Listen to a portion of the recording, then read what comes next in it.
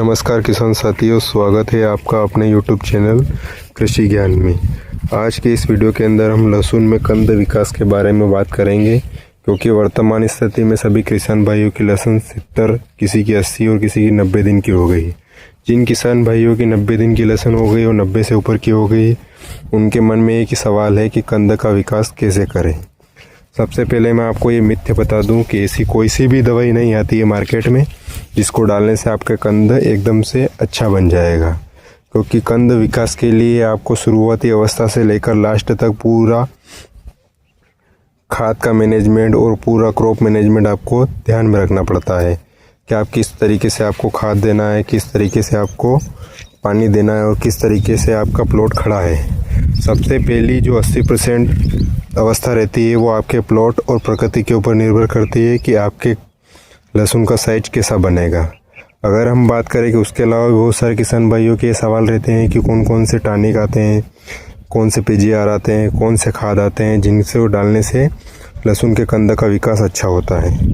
तो आपको एक चीज़ और मैं बता देता हूँ, पीजीआर जो आते हैं प्लांट ग्रोथ रेगुलेटर, उनकी डालने की स्टेज और उनकी कार्य करने की शैली अलग अलग तरीके से रहती है। क्योंकि पीजीआर जो रहते हैं वो आपको मैं बताता हूँ किस तरीके से वर्क करते हैं। अगर आपको ये लहसुन दिख रही है,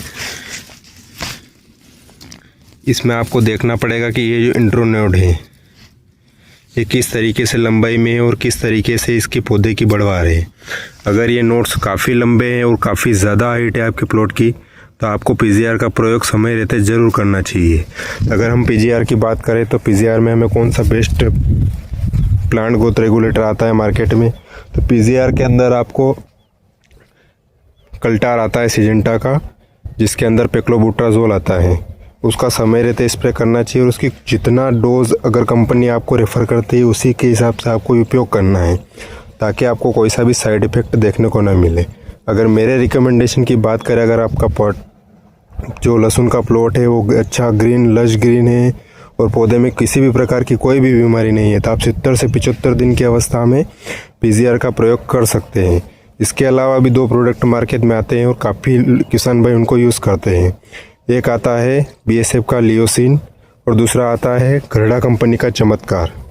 इन दोनों प्रोडक्ट का भी काफ़ी इफेक्टिव रिजल्ट देखने को मिलते हैं, आप इन दोनों का भी उपयोग कर सकते हैं। अगर हम बात करें कि कौन कौन से खाद के द्वारा कंद के विकास में फ़ायदा होता है, तो पहले आपका जो प्लॉट है उसकी कंडीशन कैसी है, आपके पौधे का तना कैसा है, उसके ऊपर डिपेंड करता है कि आपको कौन कौन से खाद का प्रयोग करना चाहिए।